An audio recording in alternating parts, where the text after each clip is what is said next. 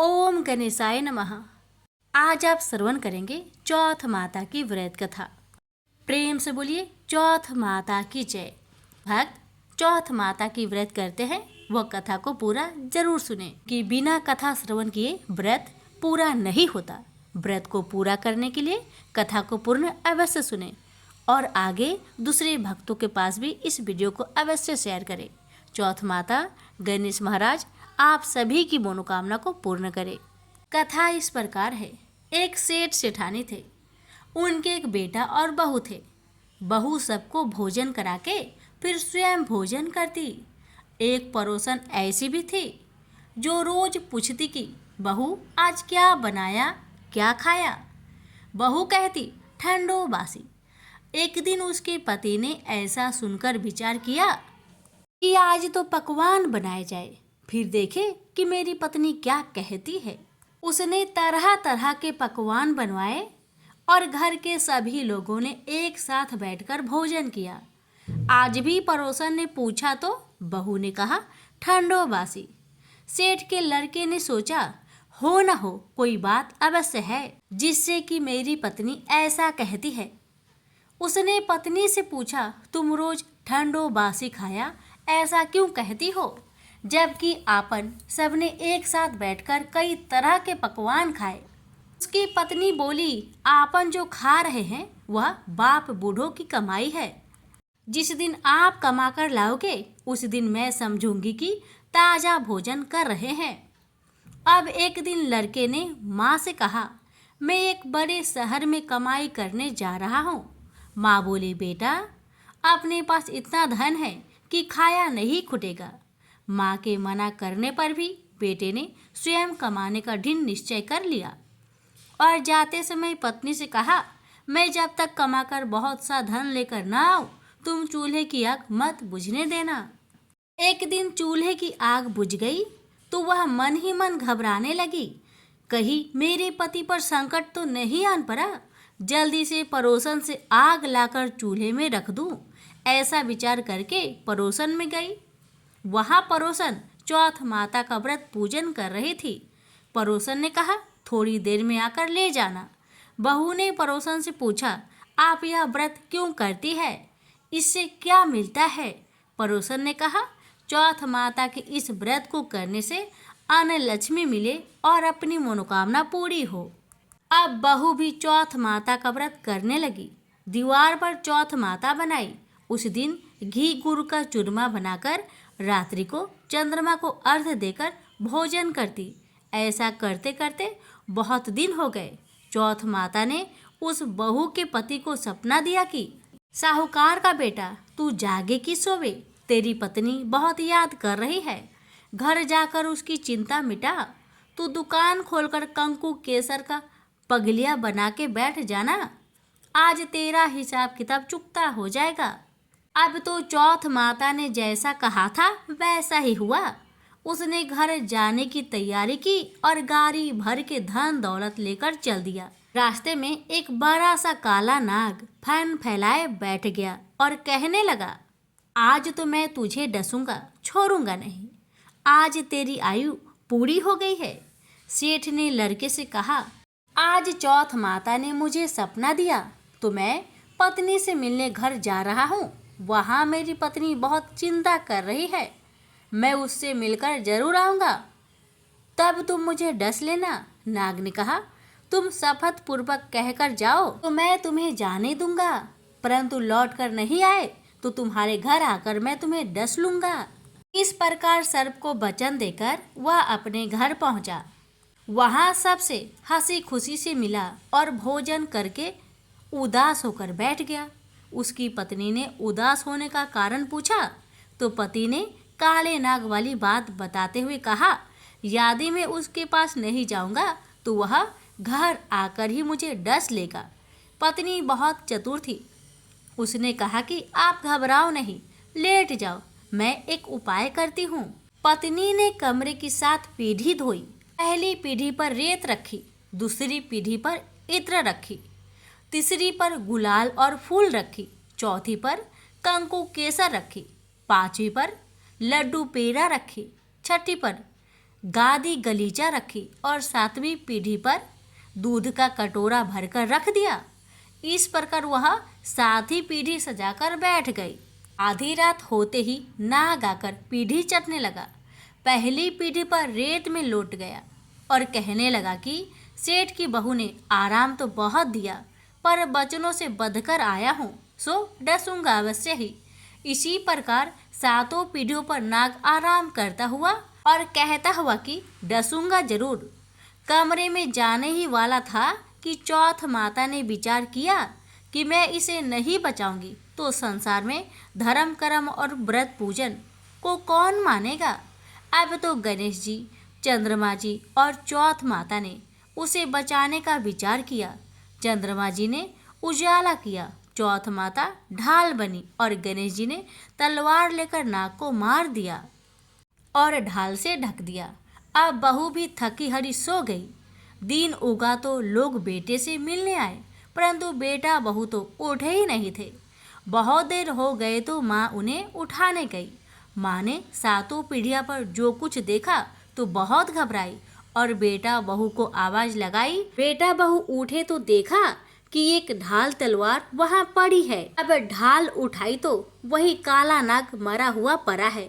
बेटा बहू ने सोचा कि आज तो धर्म कर्म ही आड़े आए, जो भगवान गणेश जी और चौथ माता ने अपनी रक्षा की है। हे चौथ माता, आपने जैसे सेठ के बेटे बहू की रक्षा की, वैसी सबकी रक्षा करना। कहानी कहने वालों की, सुनने वालों की, हुक्कार भरने वालों की, सभी की मनोकामना को पूर्ण करना। प्रेम से बोलिए चौथ माता की जय, गणेश महाराज की जय, चंद्र देवता की जय। एक नगर में एक बूढ़ी माई रहती थी। वह अपने बेटे की सलामती के लिए 12 महीनों की चौथ का व्रत करती थी।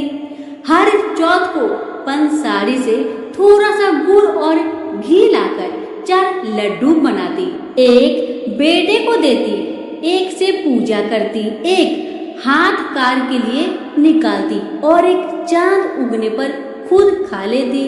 एक बार उसका बेटा ताई से मिलने गया। ताई ने आश्विन मास की चौथ का व्रत रखी थी।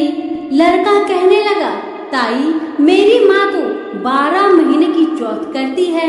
लड़के की बात सुन ताई बोली, तेरी माँ तेरी कमाई से तर माल खाने के लिए 12 चौथ करती है। तू परदेश चला जा, वह एक भी चौथ नहीं करेगी। लड़के को लगा ताई सच कह रही है। लड़के ने जैसे ताई ने बताया ठीक वैसा ही किया।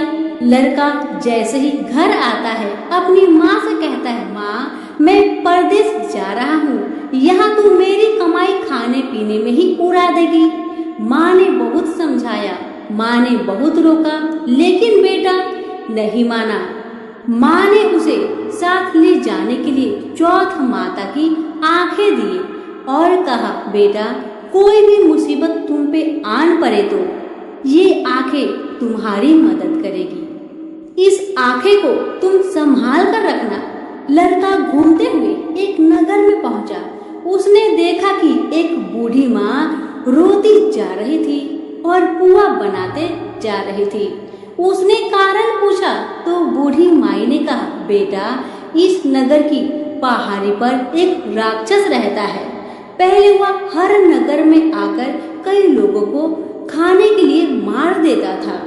अब यहाँ का राजा हर घर से एक आदमी दैत्य के पास भेजता है उसके भोजन के लिए, और आज मेरे बेटे की बारी है, इसलिए मैं रोई जा रही हूँ और अपने बेटे के लिए ही पुए बना रही हूँ, क्योंकि मेरा बेटा को पुआ बहुत पसंद है। बस इसीलिए आज आखिरी बार मैं अपने बेटे को पुए बनाकर खिलाऊंगी। उसके बाद मेरा बेटा पुआ कभी नहीं खा पाएगा, क्योंकि मेरे बेटे को तो राक्षस अपना भोजन बना लेगा।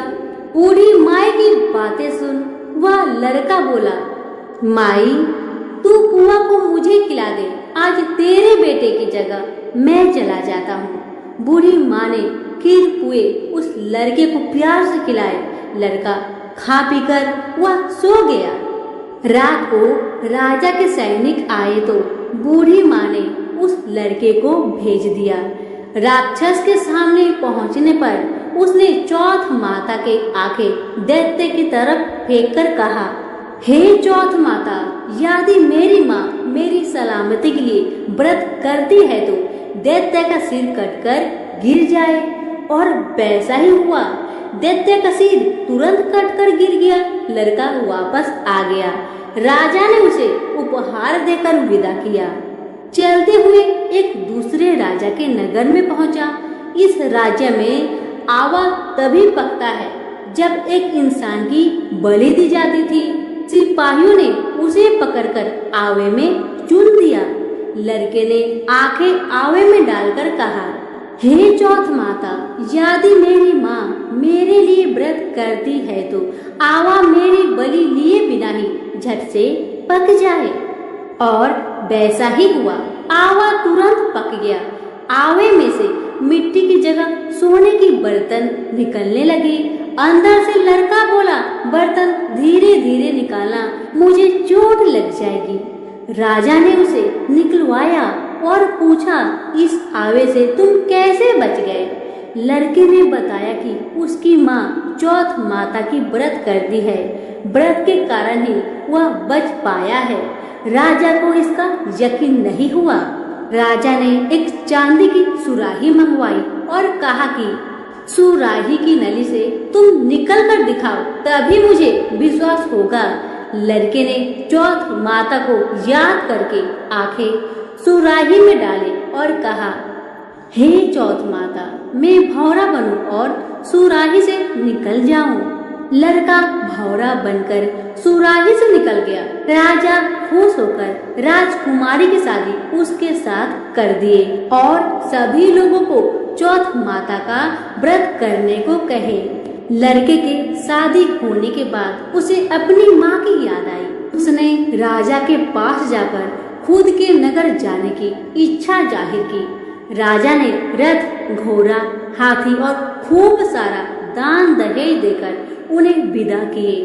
चौथ के दिन अपने नगर पहुंचा। वहां अकेला पंसारी के यहाँ माँ का इंतजार करने लगा। सोचा चौथ है तो माँ यहाँ जरूर आएगी। थोड़ी देर बाद लकड़ी टेकती हुई माँ आती दिखाई दी। लड़के की माँ बूढ़ी होने के कारण उनके आंखों से कम दिखता था। अब लड़के ने जानबूझकर अपना पैर लकड़ी में लगा दिया और कहने लगा, बल रे पूट काटे, मेरे पैर के लगा दी। माँ ने उसे नहीं पहचाना। कहने लगी, भैया, मुझे चाहे कितनी गाली निकालो पर मेरे बेटे को कुछ मत कहना। बेटा माँ के चरणों में गिर पड़ा। कहा, माँ, मैं ही तेरा बेटा हूँ, मुझे माफ कर दे माँ, मुझे माफ कर दे। माँ ने अपने बेटे को सीने से लगा लिया। नगर के लोगों ने विश्वास नहीं किया कि वही उसका बेटा है। बूढ़ी माँ ने चौथ माता को याद करके कहा, हे चौथ माता, यदि मैं अपने बेटे के लिए व्रत करती हूँ तो मेरे स्तन में दूध भर जाए और उसकी धार मेरे बेटे के मुंह में जा गिरे। माँ के स्तन से दूध की धार निकलकर बेटे के मुंह में गिरने लगी। लोग चौथ माता की जय जयकार करने लगे। उस नगर के सभी लोग चौथ माता का व्रत करने लगे। हे चौथ माता, जैसे आपने बूढ़ी माँ और उसकी बेटे की सहायता की, वैसे हमारे भी करना। कहानी सुनने वाले, पुकारे भरने वाले सभी पर अपनी कृपा बरसाए। सभी प्रेम से बोले, चौथ माता की जय हो। किसी गांव में एक बूढ़ी माई रहती थी। वह बहुत गरीब थी और आंखों से अंधी भी थी। उसका एक बेटा और बहू थी। वह बुढ़िया सदैव गणेश महाराज की पूजा किया करती थी। एक दिन गणेश भगवान उसकी श्रद्धा भक्ति को देखकर बहुत प्रसन्न हुए। गणेश भगवान ने सोचा, ये बुढ़िया माई तो आंखों से अंधी है, फिर भी मेरी पूजा पाठ कितना श्रद्धा के साथ करती है, इसलिए मुझे इसके लिए कुछ करना चाहिए। इतना ही सोचकर गणेश जी उस बुढ़िया माई के सामने प्रकट होकर बोले, बुढ़िया माई, तू जो चाहे सो मुझसे मांग ले, मैं तुझसे बहुत प्रसन्न हूँ। बुढ़िया माई हाथ जोड़कर गणेश महाराज से बोली, हे भगवान, मुझे तो कुछ मांगना ही नहीं आता, तो मैं कैसे मांगू और क्या मांगू, आप ही मुझे बताए। बूढ़ी माई की बातें सुन गणेश महाराज कहने लगे, माई तू अपने बेटे बहू से पूछकर कुछ मांग लेना। तब बूढ़ी माई ने अपने बेटे से कहा, बेटा गणेश जी कहते हैं कि तू कुछ मांग ले, तो तुम बताओ बेटा मैं क्या मांगू। बेटा ने कहा, माँ तुम ढेर सारा धन दौलत मांग ले। बहू से पूछा तो बहू ने कहा कि आप नाती मांग लीजिए माँ जी। तब बूढ़ी माई मन ही मन में सोचने लगी, बेटा बहू तो सिर्फ अपने लिए ही सोच रहे हैं, मेरे लिए तो कोई सोचता ही नहीं। इतना सोचकर बूढ़ी माई ने सोचा, एक बार अपनी पड़ोसन से पूछ कर आऊं कि मेरी पड़ोसन क्या कहती है। बुढ़िया ने पड़ोसन से पूछा तो उसने कहा, बुढ़िया माई तो थोड़े दिन ही जिएगी, क्या तू धन मांगे और क्यों नाती मांगे, तू तो अपनी आंखों की रोशनी मांग ले, जिससे तेरी जिंदगी आराम से कट जाएगी। बेटा बहू और पड़ोसन का राय लेकर बुढ़िया माई गणेश महाराज के पास आई और बोली, हे गणेश महाराज, यदि आप मुझ पर प्रसन्न है तो मुझे 9 करोड़ की माया दे, निरोगी काया दे, अमर सुहाग दे, आंखों की रोशनी दे, नाती दे, पोता दे और सब परिवार को सुख दे और अंत में मोक्ष दे। बुढ़िया माई की बातें सुन गणेश जी कहने लगे, बुढ़िया माई तुमने तो हमें ठग लिया, फिर भी जो तूने मांगा वचन के अनुसार सब कुछ तुझे मिलेगा। यह कहकर गणेश महाराज अंतर ध्यान हो गए। उधर बूढ़ी माई ने जो कुछ मांगा वह सब कुछ मिल गया। गणेश जी महाराज, जैसे आपने उस बुढ़िया माँ को सब कुछ दिया वैसे ही सबको देना। कहानी कहने वाले, सुनने वाले, हुक्कारे भरने वाले सभी के परिवार पर अपनी कृपा सदा बनाए रखना। सभी मिलकर बोलिए, गणेश भगवान की जय हो, विनायक महाराज की जय हो। कथा अच्छी लगे तो लाइक शेयर जरूर करें। धन्यवाद।